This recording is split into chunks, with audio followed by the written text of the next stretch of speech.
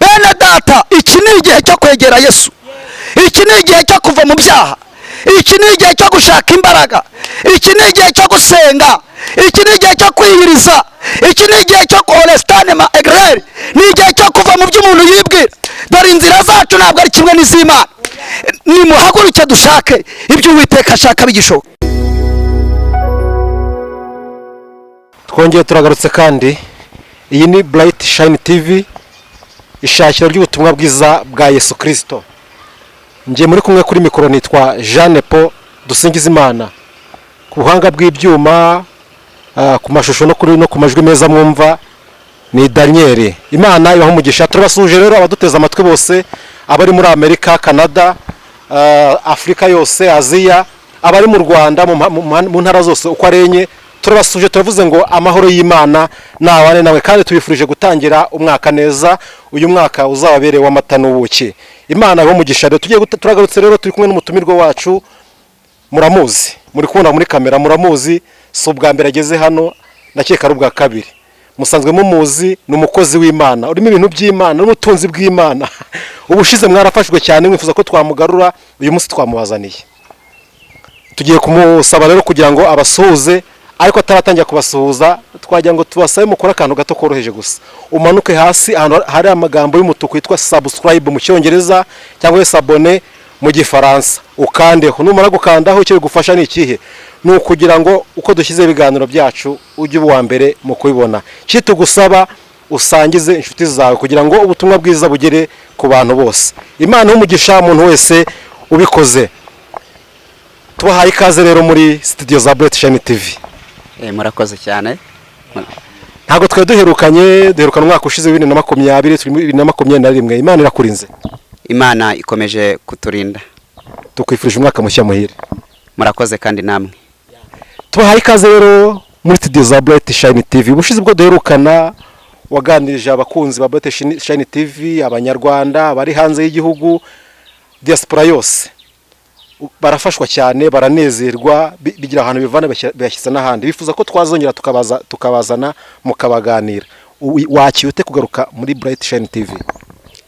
Ndabyishimiye cyane kuba nongere kugirirwa icyizere cyo kongera gutumirwa. Ni ukubera Imana. Imana yabwicibara. Aravuze ngo ni ukubera Imana. Imana idahari ntacyo twageraho. Imana ihari byose tubigeraho kuberayo, tuyihaye icyubahiro.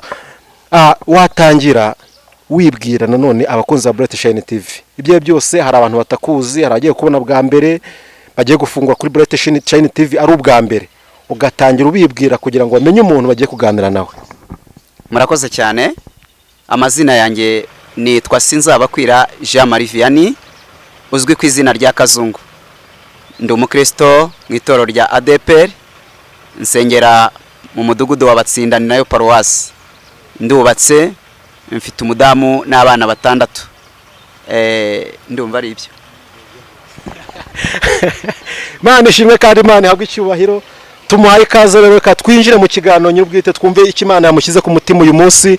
Ni umuhanuzi, ni umukozi w'Imana, ni umuvugabutumwa, ni umudiyakoni, mwabyumvise n'ibindi atavuze. Reka tumusabe rero kugira ngo ahanure uko yategetswe. Data wa twese wo mu ijuru, Imana y'urukundo kandi Imana igira neza, uyu ni umukozi wawe Sinzabakwira Jean Marie Vianney, benshi bazi kuri Kazungu. Ugabwa umukoresha iby'ubutware. Turakugeza kugira ngo uyu munsi wongere umukoreshe. Mwuka w'Imana amubonekeho cyane. Imbaraga z'ishobora byose zimuhangeho. Mu izina rya Yesu Kristo, unyemerere ahantu uko yategetswe. Kandi icyo Mwuka ashyize ku mutima we akigeze ku bantu bose, uracyumva wese afashwe n'ijambo rigiye rimuvana rigiye n'ahandi mukira. Mu izina rya Yesu Kristo, rimuvane ku ntera imwe rimushyire ku yindi ntera. Urakoze ngo bamushyikire nyagwa ku ngoma. Imbaraga z'umwijima zose nitece agaciro mu izina rya Yesu. Ibitavuga Imana tubikubise hasi byose mu izina rya Yesu Kristo. Tegeka uganze mu izina rya Yesu. Amen. Tubahaye ikaze rero, ni karibu. Twinde na COVID-19 abanyarwanda imeze nabi, yugarije isi. Ni karibu. Murakoze cyane, ndabashimiye. Twongeye gushima Imana itugaruye muri uyu mwanya, ndetse ikatugirira n'icyizere cyo kugira ngo twongere tuyivugire cyangwa se tuyirangururire, kuko ijambo ryayo riratubwira ngo nitumara gukura ibishimwa mu bigawa tuzaba tubaye nk'akanwa kayo. Rero turashimira Imana yongeye kutugeza hano, kandi nta kindi kituzana atari ubutumwa bwiza bw'amahoro bubiteguza. Rero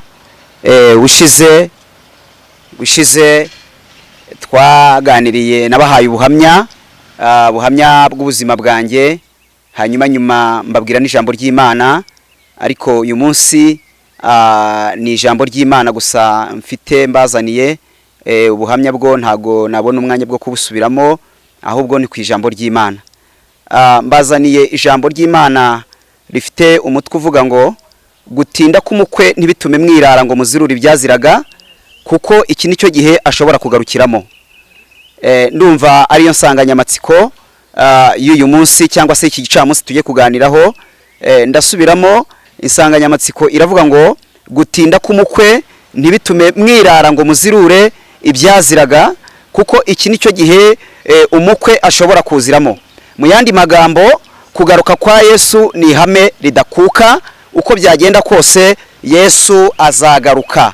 Ndasubiramo n'aka kantu, kugaruka kwa Yesu ni ihame ridakuka, uko byagenda kose Yesu azaza. Restamo eglere, muraza kumbabarira tuze kumarana igihe cyose turamarana, muze kunkurikira. Kandi muri iyi minsi dufite ifuhe ryo kuvugira Imana, kuko abantu benshi barabiretse ngo covid, abandi bakitwaza inzitwazo tutamenya, ariko iki nicyo gihe cyo guhaguruka ndetse tukavuga n'ahatari ngombwa tukahagera. Kuko ngira ngo hari wigeze avuga ngo igihugu cyima amaraso imbwa zikayanywera ubusa. Rero bakozi b'Imana, ntabwo umurimo w'Imana wahagaze, ahubwo ubu nibwo utangiye. Imana ishimwe cyane. Haleluya. Rero ijambo nshaka tuganira ni riri muri Matayo, ubutumwa bwiza bwa Yesu uko bwanditswe na Matayo, ni ibice 25, ni umurongo waho wa 5 turageza ku murongo wa 11.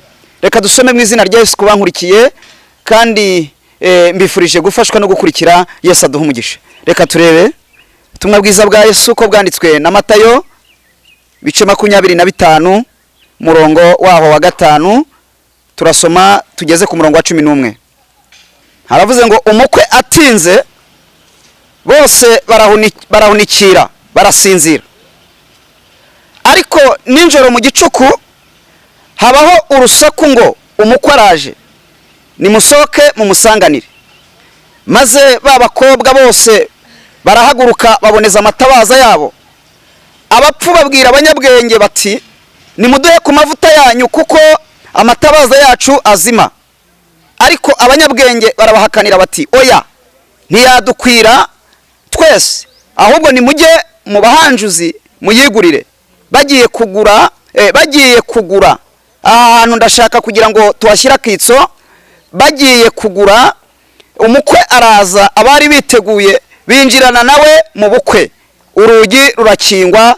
Hanyuma babakobwa bandi nabo baraza barahamagara bati nyakubahwa dukingurire. Nawe arabasubiza ati ndababwira ukuri yuko nabazi, nuko mube maso, kuko mutazi umunsi cyangwa igihe. Imana idufashe cyane. Natangiye mbabwira ngo gutinda k'umukwe ntibitume twirara ngo tuzirure ibyaziraga, kuko iki nicyo gihe Yesu ashobora kuziramo. Niba ataje uyu munsi birashoboka ko ejo bwacyaza, kuko umuririmbyi yararirimbye aravuga ngo ibimenyetso byerekana kuza kwe birihuta biboneka. Bivuze ngo rero iki ni igihe cyanjye cyo kwitegura no kuba maso, kuko mu gihe tudatekereza dushobora kubona umwami ahagaze ku bicu, dore ko nawe ubwe yivugiye yuko azaza nk'umujura. Mutekereze umuntu wemeye akigereranya n'igisambo, aho ngo ngewe dore ndaza nk'umujura. Ndashaka ntari ninjira muri iri jambo neza kubankurikiye bene data, ntabwo nicaye hano nje kuguhanurira imitsima, ntabwo nicaye hano nje kuguhanurira kujya mu mahanga. Ngira ngo n'abagiye babifuje kugaruka barabibura. Ntabwo nicaye hano nje kukubwira ngo ikuzaniye imodoka na bya bindi byose bijya binezeza imitima y'abantu. Nje kukubwira ngo komeza imyiteguro yo kwakira umukwe araje, kandi kuza kwe ni ihame ritagira gute ridakuka. olesitayi. naho imiryango mpuzamahanga yahaguruka, amahanga yose agahaguruka bakavuga ngo turashaka yuko uwo Yesu atazaza, ndagira ngo mbabwire ngo ntabwo babishobora, ahubwo ijambo rirambwira ngo umwana w'umuntu ubwo azaza amahanga yose azateranizwa imbere ye, amahanga yose ateranizwa imbere ye, hanyuma abarobanure nk'uko umwongere arobanura intama mu ihene. mu yandi magambo Yesu azaza gucagura, ntakabure icyo twateranye. muririmbyi yaravuze ngo azazana n'ingabo ze, hanyuma aya makuba ayamare, hanyuma ibyaremwe byose bibone kwishima. asoza avuze ngo uko mbibonye ngewe icyamakaza atagize gute, adatinze. rero ndashaka mbanze mvuge ku bintu bijyanye n'ibyerekana kuza kwe. mbabajwe mu mutima wanjye cyane nuko abantu bakomeje gusinzira, kandi iyi minsi ntabwo ari iyo gusinzira bene data, ntabwo iyi minsi ari iyo gusinzira, ni iminsi yo gukanguka umuntu wese akabera amaso ubugingo bwe. yavuze ibintu bigomba kuzamubanziriza iteka. iyo umukuru agiye kuza hari ibimenyetso bibanza. ndasubiramo aka kantu, umukuru iyo agiye kuza hari ibimenyetso bibanza. habanza integuza z'imodoka zimubanziriza, hari ibintu bigaragara ko umukuru agiye kuza, niko tubimenyereye mu buzima busanzwe. iyo umukuru ari buze namwe murabizi ukuntu bigenda. na Yesu rero kuko agiye kuza hari ibintu biri kumuteguriza. Alleluya, elestamo eglayi. duhereye muri Matayo 24 hirya, yari yanditse avuga ibimenyetso bigaragaza kurimbuka kwa Yerusalemu no kugaruka kwe. yari arimo abyerekana ibizamubanziriza. ndafata kimwe muri ibi ngibi kizungereje isi. ikibabaje ni uko umwana w'umuntu na n'uyu munsi icyo yakagombye gukora si cyo ari gukora. ni nayo mpamvu intara y'umugosozi ikiri mu biganza. Imana iracyagosora kandi inkumbi zigomba kugwa hasi. hanyuma icyo twakagombye gukora ntabwo ari cyo umwana w'umuntu ari gukora. icyama tugakopera abinenewe bo bamenye ko hari iminsi 40 isigaye gusa. uwambaraga neza bikarangira, uwajyaga hashaka bikarangira. Imana yari yabahaye chance y'ukwezi n'iminsi 10, ni iminsi 40, ariko irababwira ngo ni iminsi 40 hakarimbuka. ariko ngo abinenewe baza kugira umugisha bemera Imana, ndetse ngo n'ijambo rirazamuka rigera ibwami. icyama n'ibwami rikazamuka. Alleluya. ngo bemera Imana rirazamuka rigera n'ibwami. ngo umwami amanuka ku ntebe aravuga ngo abantu biyiriza ubusa n'amatungo mwe kutuma ajya kurisha. aravuga ngo abambaraga amakositimu nibashaka amagunira bayambare. aravuga ngo abisigaga amapuderi n'ibindi bashaka ivu baryisige. asozaho n'akantu gakomeye, aravuga ngo kandi abantu bareke n'urugomo bagiraga. aravuga ngo ntawe ubizi ahari Imana yakwigarura. Bibiliya avuga ngo Imana ibonye kwicisha bugufi kwayo, ibonye baretse n'urugomo bagiraga. mu yandi magambo, abagabo baretse kwica abagore babo, abagabo baretse gufata abana ku ngufu, urugomo ruhagaze, ngo Imana ibonye ibyo batangiye kubikora, ngo ireke ibyago yari yagambiriye, ngo yanga kubibateza. icyama wowe unyumva, icyama bankurikiye, umuntu wese akagira uruhari rwo kureka ingeso mbi yagiraga. ntawe ubizi ahari Imana yakwigarura. Alleluya. abajura bakaba baretse, abasambanyi bakaba baretse, abatinganyi mukaba muretse gutingana. dore nibyo byatumye Sodomu hashya. icyama abagore bari kwica abagabo bakaba barekeye aho. icyama abarozi mugaparika. ntawe ubizi ahari Imana yakwigarura ikareka umujinya n'uburakari yari dufitiye. ariko ikibazo, ubu butumwa ntabwo abenshi bashaka kubwumva. ariko Pawulo yaravuze ngo ubu butumwa buzaba barya mu matwi bashaka ubutumwa bubanezeza. ariko reka mbabwire uko byagenda kose, kuza kwa Yesu ni ihame ridakuka, kandi naza azaca intambara zishire. icyama akaza adatinze. ndashimira Imana ko urusengero rw'umutima rugikora. ndashimira Imana ko urusengero rw'umutima rugikora. aha niho Daniyeli ndetse na Pawulo abwira Timoteyo. yaravuze ngo iyo minsi izaba ikomeye. aramubwira ngo abantu babi n'abiyita uko batari bazajya barushaho kuba babi. aravuga ngo ariko kandi abazi Imana yabo bazakomera kandi bakore by'ubutwari. ntabwo ari igitangaza kuba abantu bari kugwa. Pawulo ageze kwa Timoteyo ibice 4:1 yaramubwiye ngo nderetswe, ndahishuriwe. yari yarangije kugira iyerekwa, abwira Timoteyo ati mbonye mu bihe bizaza, aho ni mu bice 4. aravuga ngo umwuka nyongore ko abantu benshi bazagwa bakava mu byizerwa, aravuga ngo ariko bazasigarana ikintu kimwe, bazaba bari gukurikirana inyigisho z'ibinyoma zizaba ziri gutambutswa n'abigisha b'abanyabinyoma bafite inkovu z'ibyaha mu mitima yabo. aravuga ngo abo ngabo uzajye ubatera iki umugongo. aravuga ngo kuko bamwe muri bo harimo abagabo bazajya barwanya ukuri. aravuga ngo kandi nk'uko Yani na Yambure barwanije Mose ageze muri Egiputa, aravuga ngo niko abo bagabo nabo bazahaguruka bakarwanya ukuri. Ariko Imana idufashe cyane tugundire icyo Kristo yagize gute yaduhaye. Ndashaka kuvuga ibintu umwami byamubanjirije kandi n'ubu bigikomeje. Mu bimenyetso yigeze avuga Matayo 24, ndavuga ikintu cyitwa indwara z'ibyorezo. Ndavuga ku kintu cyitwa indwara z'ibyorezo ari nazo uyu munsi isi ihanganye nabyo. Yaravuze ngo hazaza indwara z'ibyorezo. Ndahera ku biribwa nubwo abantu babyibagiwe, nibwo twagiye twumva insina zirwaye kirabiranya. Bati ni muteme insina zarwaye kirabiranya. Abakuragamo urwagwa, abatungwaga n'intoki batangira guhomba, batangira guhura n'ibibazo. Mu gihe bagitaka ngo insina zarwaye kirabiranya, abahingaga imyumbati hariya za Muhanga, imyumbati itangira kurwara kabore.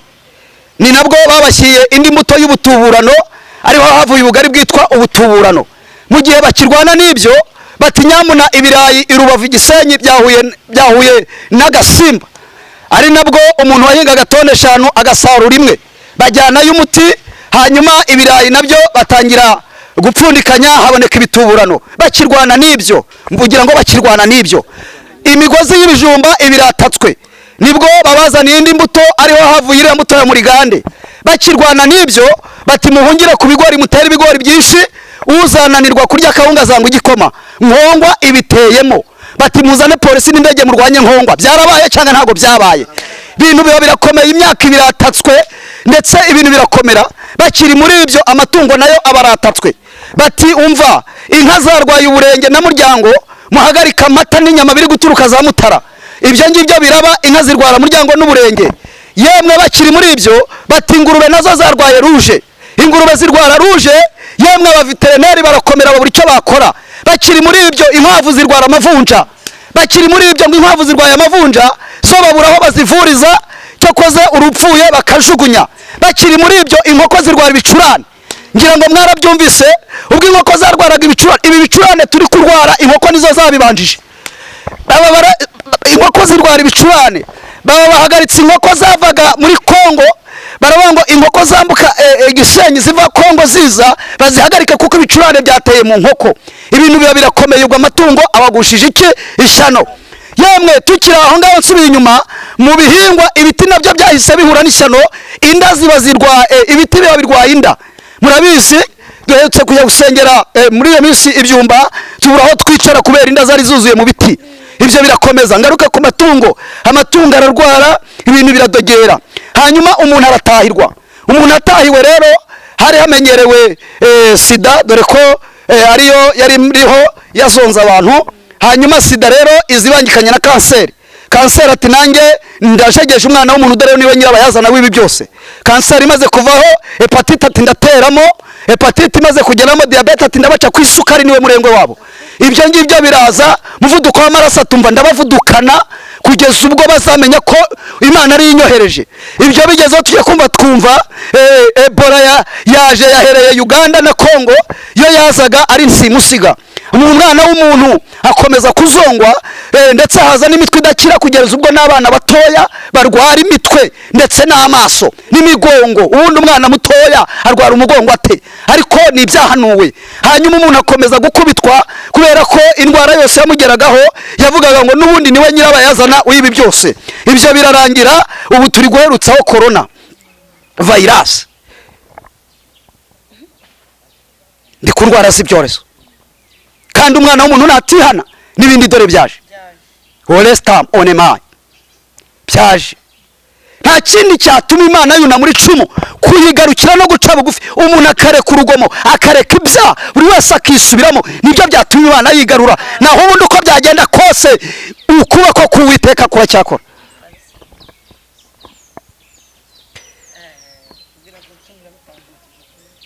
Kuracyakora. Icyo umwana w'umuntu yakagombye gukora ntabwo ari gukora. Abantu barakibereye mu munyenga, ntibazi ibiri gupfa n'ibiri gukira. ahubwo barashakishiriza ubushobozi mu bindi byose. Bati ngaho umuti twawubonye runaka, bati uwo muti siwo. Bati ngaho umuti twawubonye uboneka, bati uwo muti ni pirate. Bati hano turawubonye niwo, bati uwo si pirate. Nta n'umwe wawubona, kuko wawubona yasigara yihahira. Imana ubwayo niyo izadukiza, bisigara biyitirirwa, kuko ikintu Imana itazitirirwa ntabwo izemera ko gisohora. Shimishwa no gukora ikintu isigara yitirirwa. Turashimira Iyera yajyaga itubwira ngo ndabakingiye ubwoko bwanjye. Haleluya! Yajyaga itubwira ngo ndabakingiye tukayoberwa, ariko Imana imenyera kure imigambi igiye kuza igakingira abana bayo hakiri kare. Subira inyuma mbibutse ko turi kuri size cyangwa se intego ivuga ngo gutinda k'umukwe ntibitume mwirara ngo musirure ibyaziraga, kuko iki nicyo gihe umukwe ashobora kuziramo. Hanyuma kugaruka kwa Yesu ni ihame ridakuka, uko byagenda kose Yesu araje. Aha ni amagambo twasomye, ni Yesu waciraga abigishwa b'umugani w'abakobwa 10, avuga 5 bari abanyabwenge n'abandi 5 bari abapfu. Bibiliya kuri 5 ahantu twahereye hatubwiye ngo umukwe atinze bose barasinzira. Ubu abantu barasinziriye, ntago bazi icyabakiza. Basengaga barabiretse, bari mu masezerano bayahindiriye, ubu bayavuyemo, kandi ijambo riravuga ngo uva mu masezerano nta mpamvu azakorwa n'isoni. Bibiliya yatubwiye ngo umukwe atinze bose barahunikira, barasinzira. Ngo ariko ninjoro mu gicuku ngo habaho urusaku ngo umukwe araje nimusohoke. Ndagira ngo mbabwire ngo ubu urusaku ruriho, no kuba twicaye ahangaha mu kanya hakaza n'abandi, ejo hakacara n'abandi, ubu twe turi gutambutsa urusaku umukwe araje.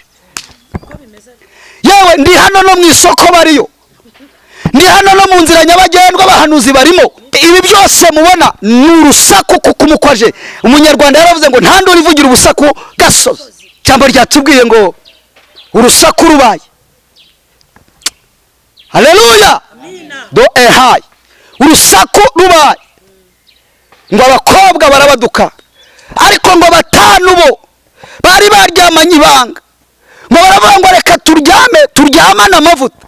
Nubwo atinze, nubwo tubona atinzeho, turaryama dufite icyo turyamanye, turaryama turahunikira dufite icyo duhunikiranye, turasinzira dufite icyo dusinziranye. Ndagira ngo nkubaza, ukwiriye gusinzira usinziranye ikintu, ukwiriye guhunikira ufite icyo uhunikiriye. Haleluya! Ngo baravuga ngo twe nubwo turaryama dufite amavuta mu mperezo, hanyuma yaza saa 6, yaza saa 8, yaza mu nkoko, igihe turaza kubadukira, igihe turaza guhagurukira, turahagurukana amavuta yacu. Haleluya! Baravuga bati nta kibazo, turahagurukana amavuta yacu. Baravuga bati kandi naza turabimenya, kuko umukwe azi amajwi y'intama ze, kandi n'intama zizi amajwi y'umukwe. Ngo bisohoye, ngo ba 5 b'abanyabwenge bahagurukana amavuta yabo mu mperezo, amatabaza yabo bagenda basanganira umukwe, bagenda bavuga bati iye yaraje we, iye yaraje we. Biraba ngo babandi 5 ngo nabo babaduka nta mavuta bafite mu mperezo, ngo batangira kwinginga ngo nimuduhe ku mavuta yanyu, dore yacu turimo turayakongeza ariko ari kuzima. Ariko ngo abanyabwenge barabahakanira. Reka mbabwire, bashatse amavuta mu gihe cyahise, bashatse amavuta mu gihe cyarangiye, cyari cyarabangiranye, bashatse amavuta igihe cyabashiranye. Bene data, iki ni igihe cyo kwegera Yesu, iki ni igihe cyo kuva mu byaha, iki ni igihe cyo gushaka imbaraga, iki ni igihe cyo gusenga, iki ni igihe cyo kwiyiriza, iki ni igihe cyo korestane ma egreri, ni igihe cyo kuva mu by'umuntu yibwira. Dore inzira zacu ntabwo ari kimwe n'iz'Imana. Nimuhaguruke dushake ibyo Uwiteka ashaka bigishoboka. Ngo abanyabwenge barababwira ngo ntabwo yadukwira. Bishatse kuvuga ngo muri urugendo rwa Kristo umuntu nukwirwariza ku giti cye, nukwirwariza ku giti cye. ngo barababwira ngo ntabwo yadukwira, ahubwo reka tubahe inzira, nimugende mujye mu bahanjuzi namwe mugura yanyu. Bibiliya iravuga ngo bagiye kugura, hanyuma umukwe araza. Aka kantu bagiye kugura, umukwe araza. Bagiye kugura, umukwe agira gute yemwe? Abakobwa bamaze kwishingira, umukwe agira ate? Araza. Abagore bamaze guta abagabo babo bamaze guta ingo, umukwe ayitaza. Bagiye kugura bene data, bagiye kugura. Aha hantu ndagira ngo tuhatinde. Nibutse ijambo Pawulo yabwiye Timoteyo, aramubwira ngo Dema we yaransize, Dema yaransize kuko yarakunze iby'iki gihe. Hari abantu bagiye kugura. Ubu dufite abantu bagiye kugura. Ijambo ryatubwiye ngo umukwe amaze kuza, abari biteguye bafite amavuta mu mperezo zabo, ngo yinjirana nabo, urugi rugira gute? Rurakinga. Bibiliya ngo hanyuma babandi babapfu cyakoze barayabonye, ariko bayabona impitagihe. Hari igihe Imana itanga amahirwe umuntu atayakoresha ntiyongere kuyabona. Akani ari mu rugamba mu ngabo Yosuwa yarayoboye, Akani yarwanya Sawura, bararwana, Akani arwana Sawura, urugamba Yosuwa ararutsindwa, n'Abisirayeli baratsindwa, bayoberwa impamvu. Naho kumbi umwe muri bo witwa Akani yasahuye. Ariko ngo Imana ikoresha ubufindo, ngo ibwira Yosuwa ngo fata abantu begeranye bakoresha ubufindo. Ndakwereka, dore muri mwebwe hari umuntu wafashe ku byashinga, ngo ubufindo bukozwe bufata Akani. Ngo Yosuwa aramubwira ngo ukwiriye kwatura. Ngo Akani aravuga ngo reka nature kuko mbonye nabamarishije. Ngo aravuga ngo nabonye umwenda w'umukabayonga ndawifuza, ubwo abandi barwanaga njye nabonye umwenda ndawifuza, ndangije ndinjira ndawusahura njya kuhisha. Aravuga ngo ninjye watumye mutsindwa. Dufite abantu bari kugusha abandi, dufite abantu bari kugusha abandi, ariko Imana irabizi, izakoresha ubufindo. Imana izakoresha ubufindo. Bibiliya iravuze ngo aba batanu baje, ngo barakomanga bati nyamuna mudukingurire turayazanye, ariko ngo basanga urugi rwakinzwe. Baravuga ati ni twebwe twahoze turyamanye. Ndagira ngo mvuge ibintu bigera muri bitatu bizaba tugeze mu ijuru. Gitangaza bitatu bizaba tugeze mu ijuru. Gitangaza cya mbere ni ukuzibonayo njyewe nawe, kizaba ari igitangaza kuzabona turiyo. Ucitse iyi miruho, ucitse aya makuba, ucitse ibi byago, ukabona ugeze mu ijuru. Iwabo wabadapfa, iwabo wabatarwara, iwabo hataba ibibazo, iwabo w'amahoro mu ijuru. Cya kabiri kizaba igitangaza ni ukuzabona abantu utakekaga ko babayo. Kuzabona abantu utakekaga ko babayo, cyo kizaba ari igitangaza. Ikindi gitangaza ni ukuzabura abo wibwiraga ko bakagombye kuba bagezeho kare. Cyo nicyo kizaba ari igitangaza, kuzabura abo wibwiraga ko bagombye kuba baje mu mwanya w'imbere bakagerayo. Cyo kizaba ari igitangaza. Ariko muri imbya bavuga ngo hazaba igitangaza, itorero nirigenda. Hazaba igitangaza, hazaba igitangaza, itorero nirigenda, hazaba igitangaza. Haleluya. Turi mu ijambo rivuga ngo komeza imyiteguro, kugaruka kwa Yesu ni ihame ridakuka. Uko byagenda kose Yesu azaza. Ndashaka dusome ijambo ry'Imana hano muri Zaburi ya 90 umurongo wa 12. Ndi ku musozo kugira ngo tunasenga Imana. Zaburi ya 90 umurongo waho wa 12 haravuze ngo utwigishe kubara iminsi yacu, uburyo butuma dutunga imitima y'ubwenge. Amen. Kasubiremo, utwigishe kubara iminsi yacu, uburyo butuma dutunga imitima y'ubwenge. Amen. Bene data, iki ni igihe cyo kwegera imana, imana ikaduha umutima w'ubwenge. iki ni igihe cyo kwegera imana, imana ikatugira inama, imana ikatwereka icyo twakora, imana ikatwungura ubwenge, kuko tugeze mu gihe cy'akarindagiza, tugeze mu gihe kigoye umuntu uwo ari we wese. isi ntabwo ikiryoshye, iri gusharirira, kandi iri gusharirira umuntu uyituye uwo ari we wese. ubu nta handi hari amahoro, nta handi hari ubwihisho n'ubwugamo, muri Yesu wenyine niho hasigaye amahoro, ibindi byose byabaye bibi. turamamaza Yesu, twamamaza kugaruka kwe, turamamaza Yesu tumubera integuza.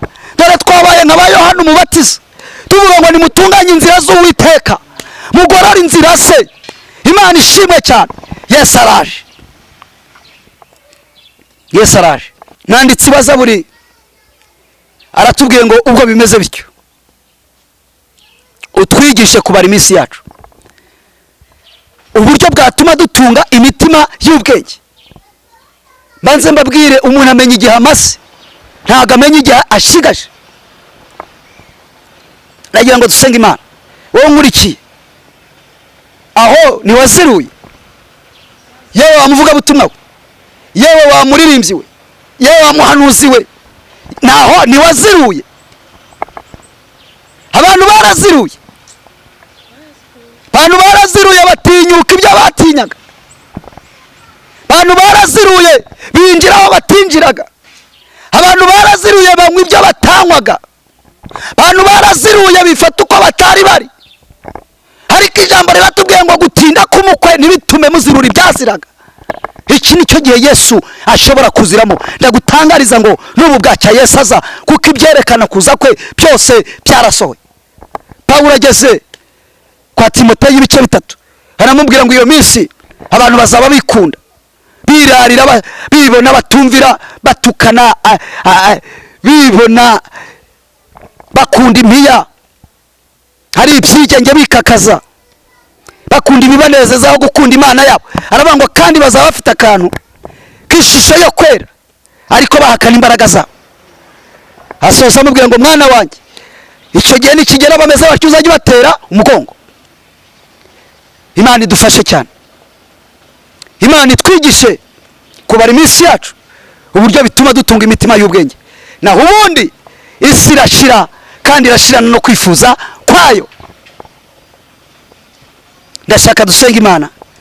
ariko niba waraziruye uvuge ngo Mana mbabarira, ninjiye mu byo ntakagombye kwinjiramo, kandi imbabazi z'Imana ziracyariho. niyo mpamvu mutubona gutya, imbabazi z'Imana ziracyariho, ariko kandi ntabwo zizahoraho, ntabwo zizahoraho iteka kuva na kera. iyo abantu bataretse ibyaha, iyo ibyaha bimaze kugwira cyane bikazamuka, Imana iramanuka ikaza ikareba, igatanga umwanzuro. niko byagenze i Sodomo.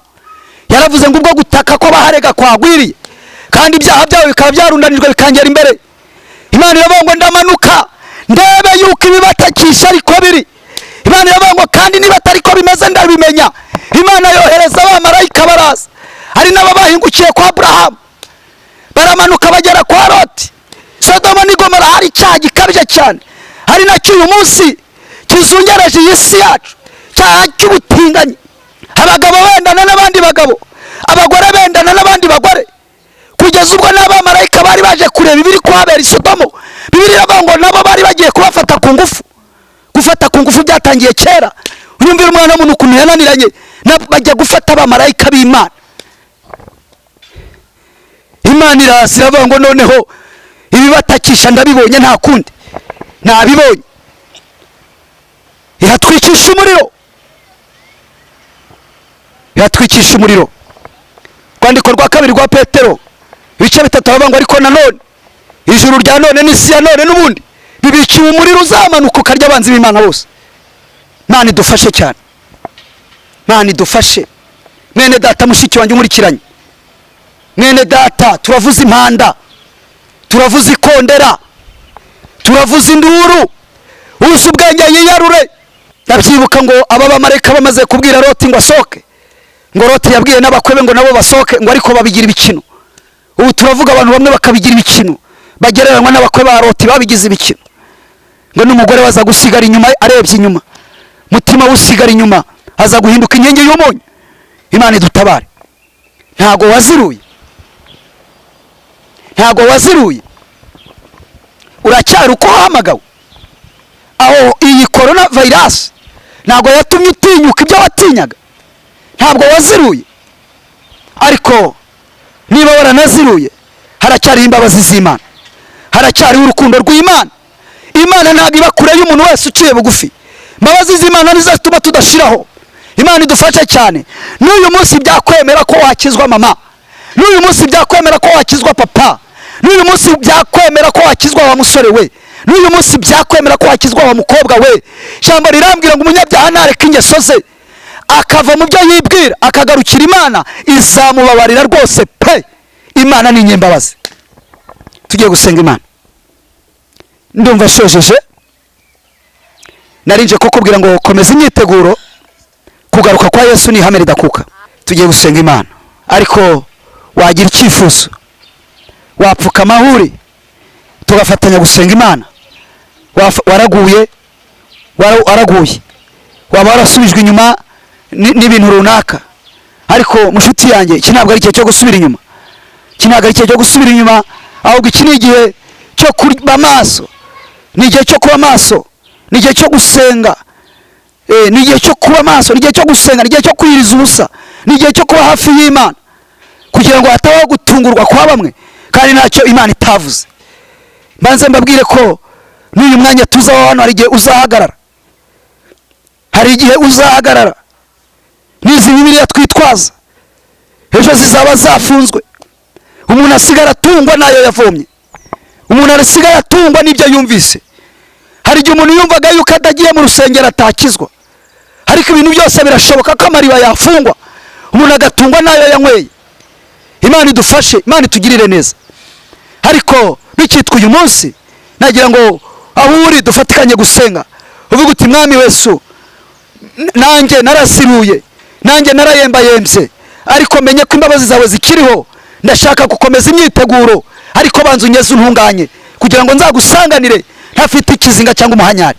Muririmbyi wari ufite ibyiringiro yaravuze ngo ubwo asaza ahamagara amazina yabe bose, nanjye nzumva izina ryanjye mwitabe. Asoza avuga ngo nzamukorera ntacogora, ngwiza urukundo n'ubuntu amfitiye. Imana ishimwe cyane. Reka dusenge Imana. Mana turagushimiye mu izina rya Yesu Kristo w'i Nazareti. Twari twicaye hano mu cyimbo cya Kristo kuko yaduhaye uburenganzira n'ububasha. Yaravuze ngo turi intumwa mu cyimbo cye. Nari ndimo ndangururira mbwira ubwoko bwawe n'isi yose kugira ngo bakomeze imyiteguro. Kristo kuza kuzaza ntabwo uzahera, byaremwe byose bikubone byishime. Haleluya. Uzaza guca amateka, uzaza guhemba no guhana. Bakoze ibyiza uzabagororera, bakoze ibibi uzabahana. Uzazanwa n'ibintu bibiri kandi uzaza gutwara itorero. Imana ihimbazwe.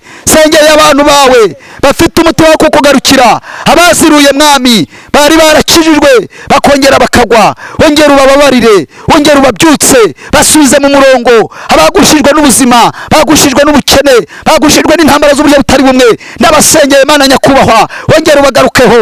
Imana yihangana, Imana igira ibambe. Ndasenze Mana, byutsa abaguye, kangura abasinziriye, hagurutsa abicaye. Mu izina rya Yesu duhagaritse imbaraga za Satani, mu izina rya Yesu Kristo, izisinziriza abantu, izituma abantu bahunikira. Mu izina rya Yesu turamurura iyo myuka mibi, mu izina rya Yesu. Reka abantu bongere bakanguke, bibuka ko hari igihugu. Haleluya. Imana yiteguye kwimuriramo abantu bayo. Haleluya. Turasenze Mana, rengera itorero ryawe, rengera ubwoko bwawe.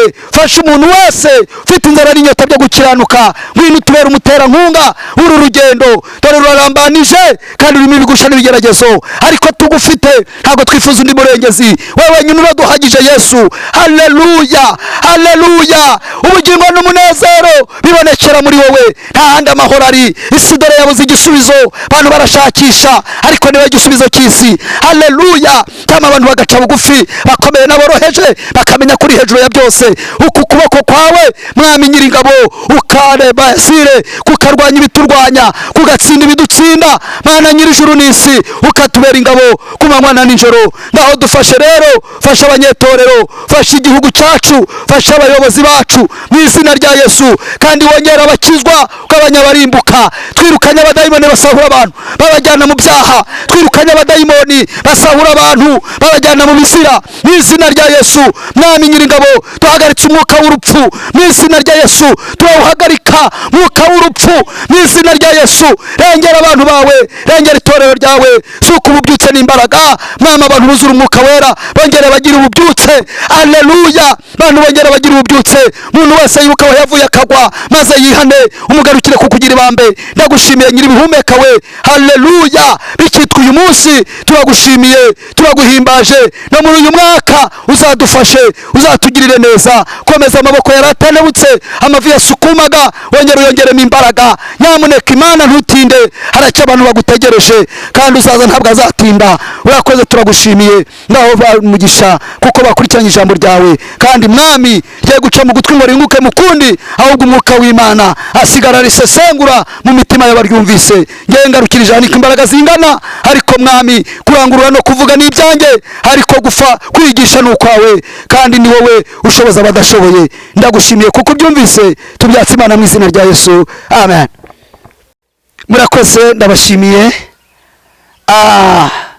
Nomero yanjye ya telefone ushaka kugira icyo umbaza cyangwa se ungisha inama cyangwa se wenda ngusengera, ni 078 MTN 078 3 669 iyo niyo nkoresha, ni nayo iba kuri WhatsApp. Ndayisubiramo wenda ushobora kuba utayumvise neza, ni 078 669 721. Mbifurije amahoro y'Imana no kuzasangwa mu mahoro mudatunguwe, kuko iminsi ni mibi. Mukomeze imyiteguro, kugaruka kwa Yesu ni ihame ridakuka. Yesu araje. Shalom.